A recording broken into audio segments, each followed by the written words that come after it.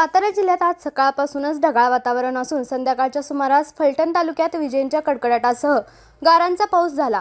या पावसामुळे काढणीस आलेल्या पिकासह धुमाळवाडीतील फळबागेतील फळांचे देखील नुकसान झाले आहे। फलटण तालुक्यात ठिकठिकाणी विजांचा कडकडाट, वादळी वारे, मुसळधार पाऊस आणि गारपीट झाल्याने रब्बी पिकांचे मोठ्या प्रमाणात नुकसान झाले आहे। अचानक आलेल्या या अवकाळी पावसामुळे शेतकऱ्यांची मोठी तारांबळ उडाली।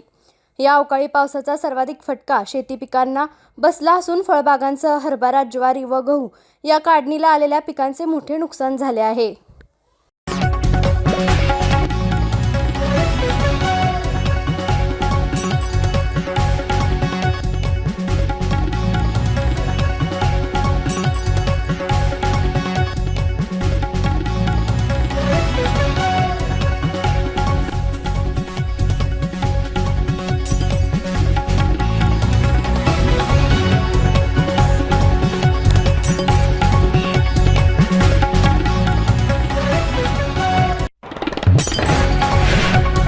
आपल्या तालुक्यातील जिल्ह्यातील बातम्या सर्वप्रथम पाहण्यासाठी आजच सातारा न्यूजला YouTube चॅनलवर सबस्क्राइब करा, लाईक करा, शेअर करा आणि बेल आयकॉन प्रेस करायला विसरू नका।